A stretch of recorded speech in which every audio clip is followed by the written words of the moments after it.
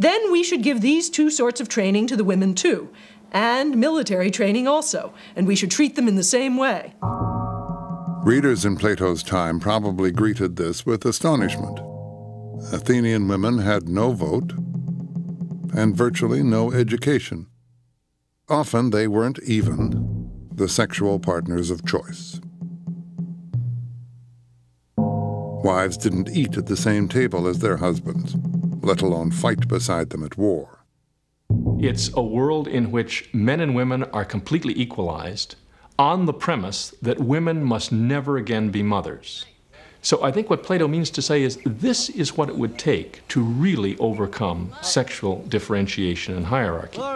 Was the Republic meant as a straightforward blueprint or a political satire, as many scholars insist? Maybe some of both. There is the sense that in his city I would not be able to do what I liked. There is a sense in which I would not be able to have my own family in his city. Those are very, very frightening ideas. On the other hand, there is this incredible love of learning, of understanding, of trying to fit all the various pieces of our lives and of the world together in such a way that they, even for one moment, make sense to us. This is such a powerful idea that there are moments when you say, even if the price is the other, it might be worth paying. Plato doesn't want the rulers fighting over money or personal relationships, so he doesn't give them any. The rest are allowed the comforts of their own homes and families, but have no say in how things are run. Those who have can't rule. Those who rule can't have. It's an interesting idea. To keep up the quality of the flock, the philosopher kings secretly rig periodic mating lotteries to produce the best possible offspring. Once the children are born, the society begins shaping their characters, early and carefully. Shall we just carelessly allow children to hear any casual tales which may be devised by casual persons, and to receive into their minds ideas for the most part the very opposite of those which we should wish them to have when they are grown up? We cannot. William Bennett's collection of stories, The Book of Virtues, starts with that quote from the Republic.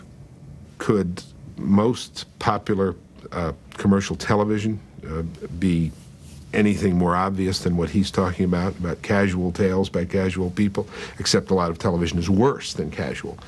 Some of it is downright nasty and mean and corrupting.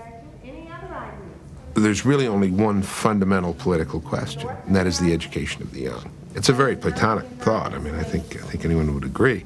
What do we tell them about ethics? What do we tell them about jobs, life, career, destiny, fate? Isn't that what determines the future of this country? Education. And that is essentially what he's saying in this book, that the whole course of a city-state and the whole course of a life depends upon education. To ensure that the Republic remains on course, the children are only allowed to hear heroic and uplifting tales. Why does he look mad? Homer's stories about the gods' temper tantrums and carousing with humans are out. So is rowdy music. This is Zeus. Socrates decrees that any poet who refuses to produce politically correct fairy tales will be banished from the kingdom. The first thing will be to establish a censorship of the writers of fiction and let the censors receive any tale of fiction which is good and reject the bad. And we will desire mothers and nurses to tell their children the authorized ones only. Well, this is just the very spirit of the dictator. Censoring storytelling in ancient Athens would be like censoring TV in our own culture. The tragic plays of Sophocles and Aeschylus were the free press of their day. And Homer, author of the Iliad and the Odyssey, was read as a guide to life and revered as a god. Plato thought that was unhealthy. As he puts it in the Republic, good role models don't make good theater. He doubted whether average citizens could separate reality from fantasy and worried that they might imitate the world they saw on the stage. And he said, if amusements become lawless and the used themselves become lawless, they can never grow up into well-conducted and virtuous citizens. I'm going to ask you a question. Should certain music and should certain art be banned? Every time a wind me up, I pull my 9 and blow a mind every time I bust. I trust no man, and that's from now into infinity. The Reverend Calvin Butts, who is pastor of the Abyssinian Baptist Church in Harlem, seems to be, in some respects, a present-day Plato.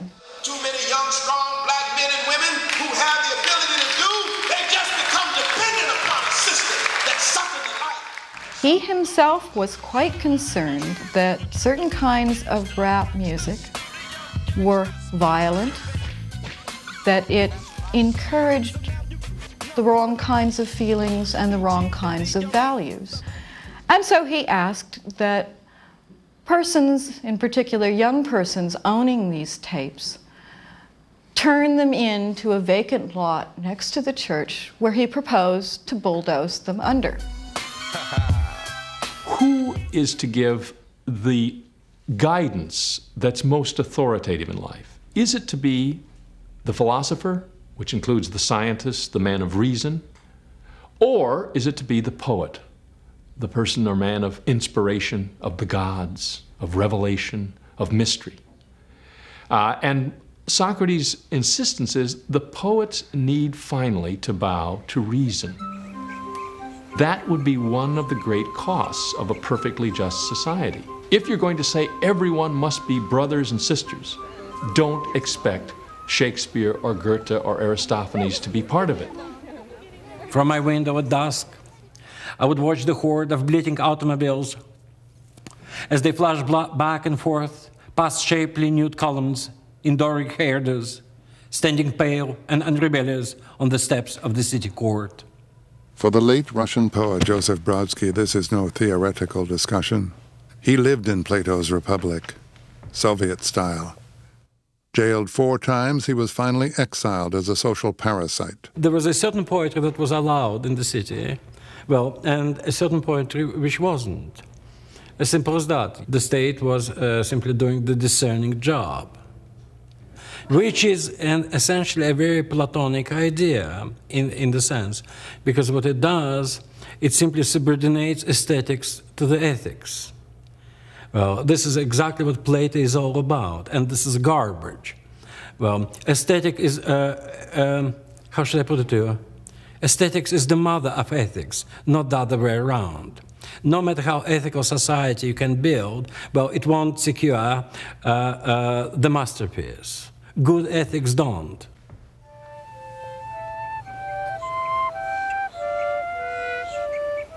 Plato thought reason should rule in his republic. We think he pushed it a little too far. We would reject the eugenics, we would reject the imposition of order, we would reject the censorship. No, there's too much totalitarianism here. There's too much utopian totalitarianism. There's too much tyranny. There's too much the smart guys know best. When he gets to the point of saying you shouldn't love your children, we should structure the city in such a way that we don't even know who our own children are so that we won't have these intense personal attachments. You can't run a city that way because if people don't love their own, then they're not going to care about anything else either. The vision of the Republic is a vision of justice and harmony. Well, people are not going to be harmonious because people are going to insist upon, in the face of all these laws, committing adultery. They're going to have romantic liaisons. Children are not going to want to be taken from their mothers. Mothers are going to love their children. Somebody is going to want to create music. Everybody is born with a specific spiritual identity, and we're not worker ants. I'm not sure that ants are happy. I really wouldn't want to be an ant to find out. I don't think any serious person could agree with that the Republic is really a good place to live in, and I doubt very much whether Socrates or Plato did. The Republic is meant by Plato to prove that philosophers can never be kings and that we can never have a completely communistic society.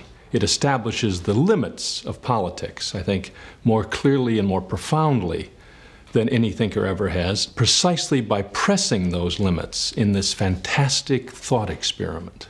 My own view is that he believed it. He believed every word of it, and he never had a doubt that if his city was installed, it would be the best city in the world. Well, that's why we go to wise men and experts, isn't it? To clear things like this up.